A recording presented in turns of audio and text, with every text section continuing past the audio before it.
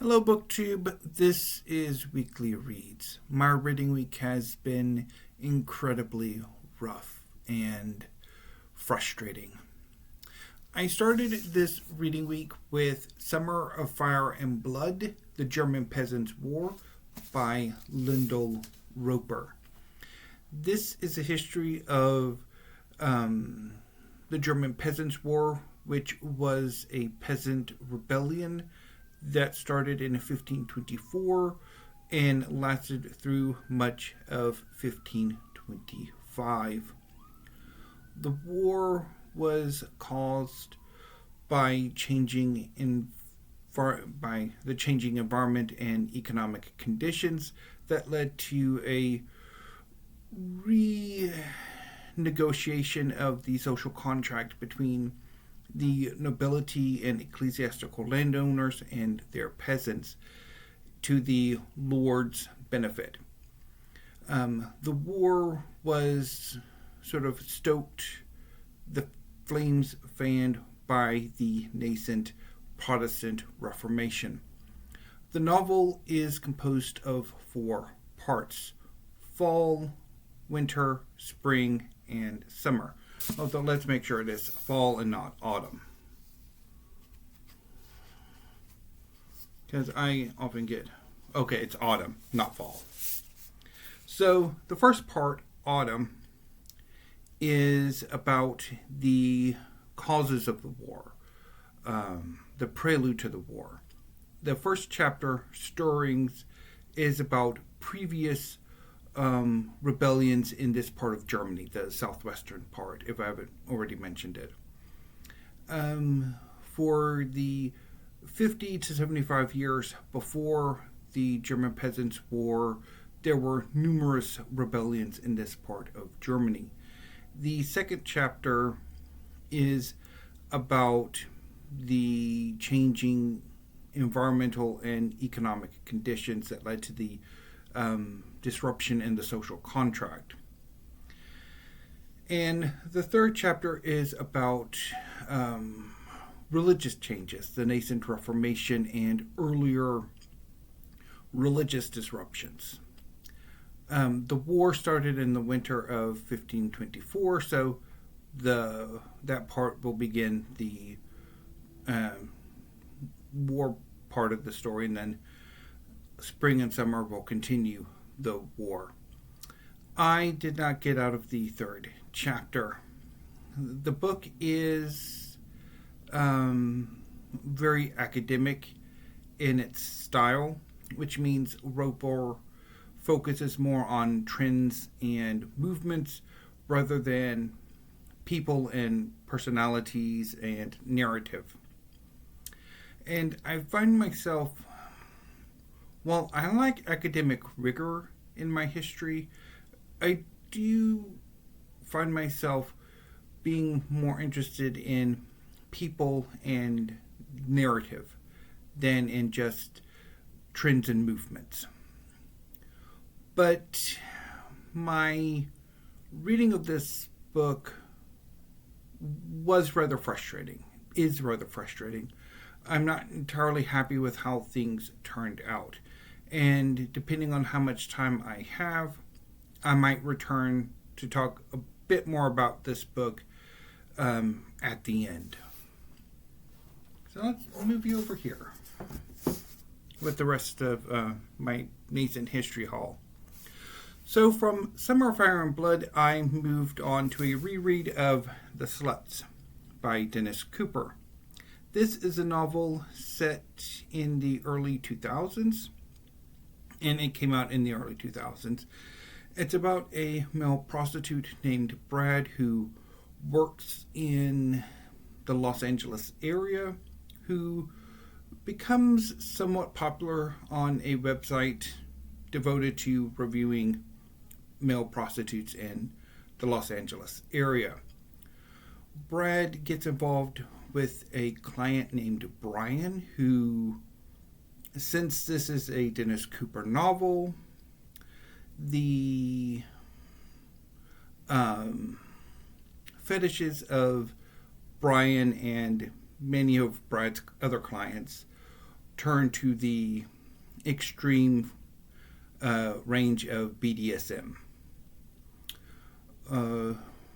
Brad either dies or flees to the Portland area where he is originally from, gets into some trouble there before seemingly patching things up with Brian and returning to the LA area before things go even more dire. Again, this is a Dennis Cooper novel, so extreme BDSM.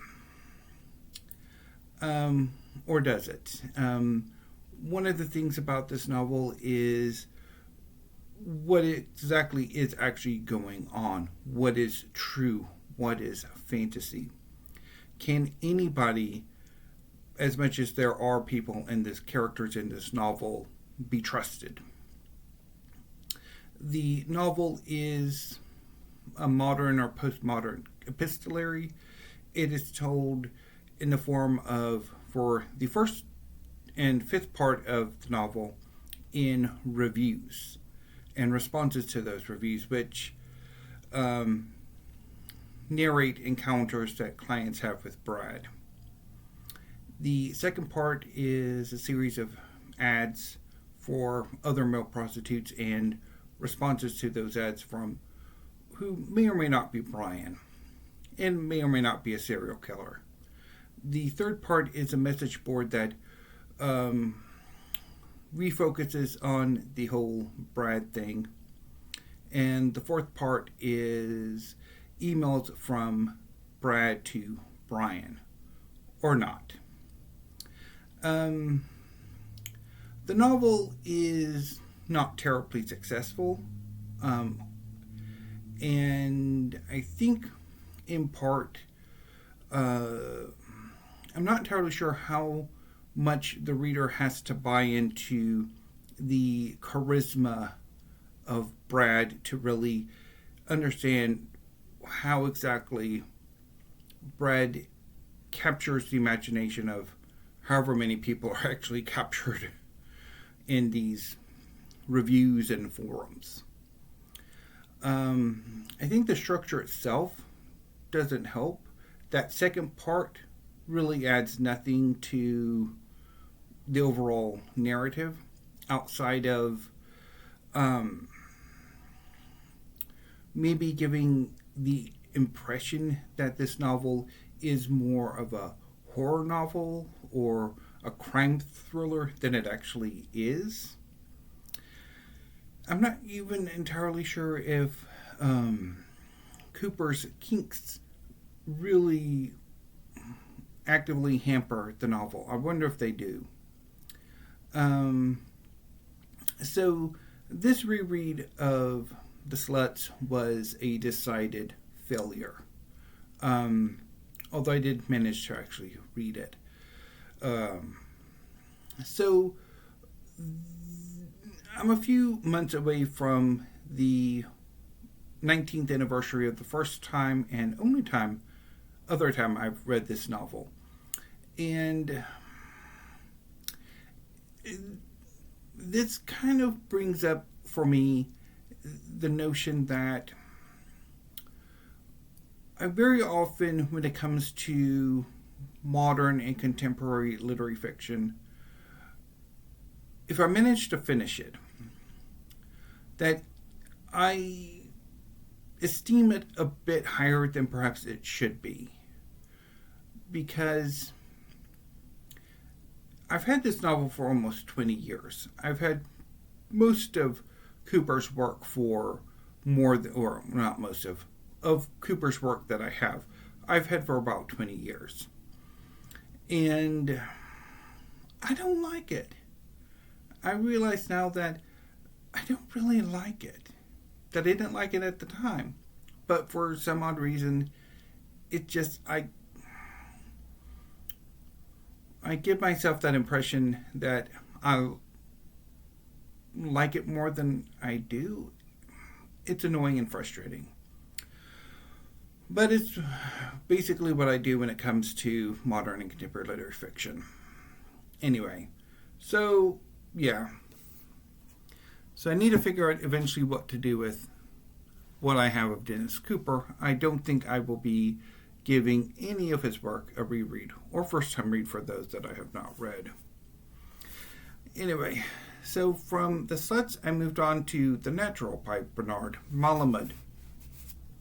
This is a novel about a baseball prospect who has some issues and eventually does become a baseball player.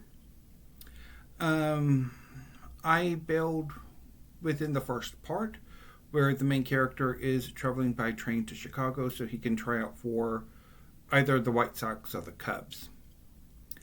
And the writing, the characterization of the main character, I did not want to spend much time with him at all, so I bailed on it. I then moved on to my third reading attempt of My Name is Red by Orhan Pamuk, translated from the Turkish by Erdag M. Goknar.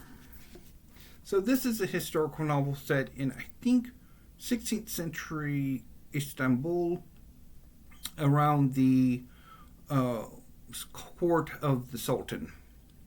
It's about miniaturists who illuminate manuscripts. I have never made it past the third chapter. My name is Dog, and that tradition continues with this reading attempt. I then tried The Trouble with Goats and Sheep by Joanna. This is a novel set in the 1970s. I'm not entirely sure what it's about because I bailed within the first chapter. It was just awful. I then decided to reread Doll Apollo by Melissa Ginsburg, and I did successfully reread it.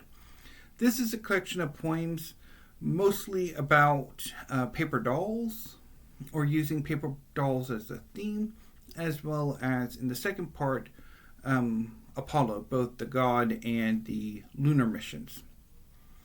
I remember liking this collection when I first read it about 2 years ago, but this reread, no, I didn't enjoy it. And then I tried to give a bell redemption to Homeland of My Body, New and Selected Poems by Richard Blanco. I picked this novel up a few months ago and tried to read it, I think, in June, and did not get past the second section. So Homeland of My Body is divided into sections. The first and final sections are the new poetry.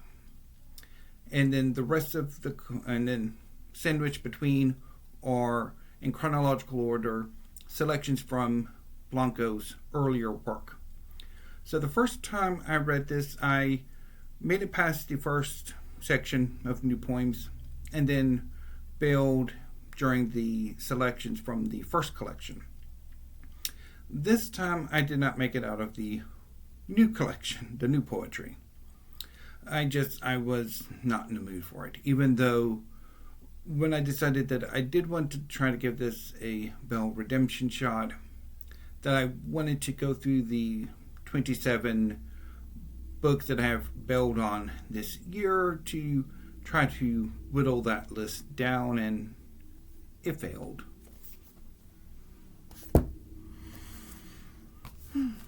So then I ended this reading week with a reread of El Dorado by Peter Campion. This is his third collection of poetry. And I remember having liked it the first time I read it, about 3 years ago, I think. But this reread, again, just didn't work for me. So, yeah. But I did successfully reread it. It just I didn't enjoy it all that much. So, I don't know what to do. I was hoping for this coming reading week to read some One Piece today, and then tomorrow read the July pre-orders. Unfortunately, the saga of my July pre-orders continues. So, to recap. Every month I put in a pre-order with Book People, the great bookstore in Austin, Texas, for forthcoming volumes of the manga series that I actively collect, and forthcoming first volumes of series that I would like to try for the following month. And for July, I decided to go with UPS. And that turned into a mistake of epic proportions. My apartment is rather weird. My unit number is shared with the 4 other units, although those are A, B, C, and bloody D. And occasionally the UPS driver makes a mistake. And this time, when that driver made the mistake, they made it to where a driver who was more familiar with this area could not deliver the next day. So I had to go through a whole rigmarole to try to get that changed. Book People were great helps in that. Well, really the only help, because UPS likes to work with the shipper and not the receiver for that, even though I would be better at giving instructions to how to redeliver it then. But whatever. So then on last Thursday, the redelivery attempt was made, and that failed for basically the same reasons. So my package was sent back to Book People. They received it and then put a new shipping label on it and shipped it via the USPS, which I should have gotten today, but for some odd reason, my package is going on a tour of the major cities of Texas.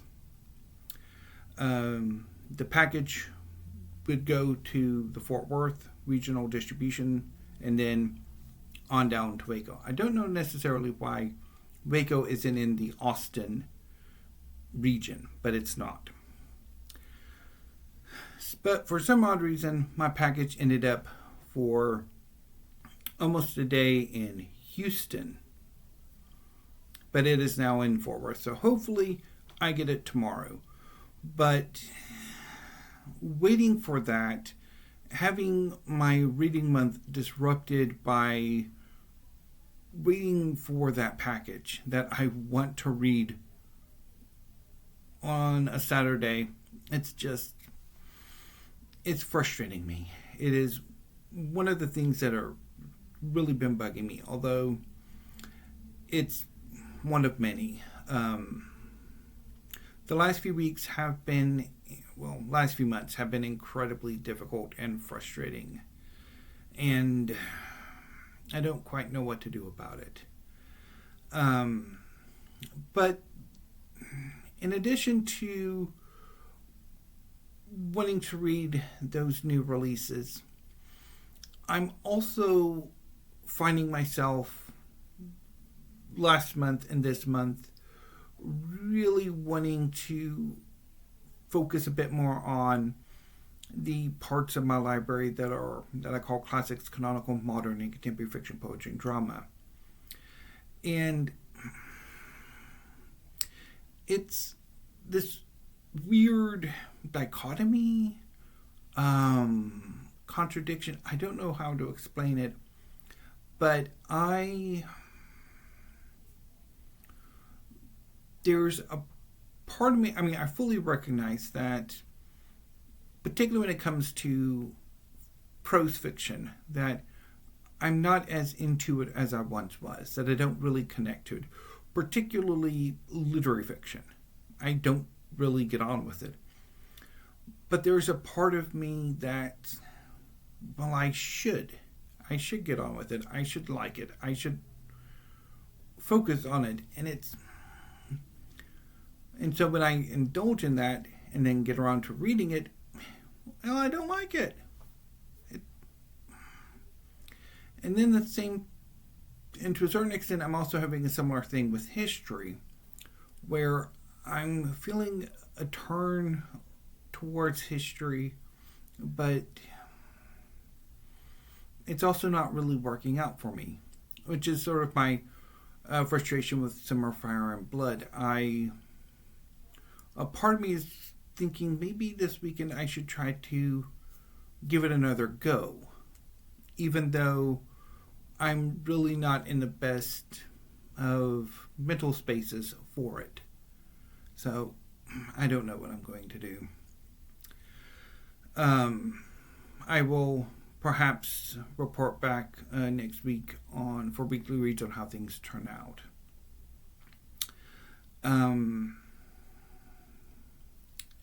Anyway, I don't know what my video uploading is going to be next week.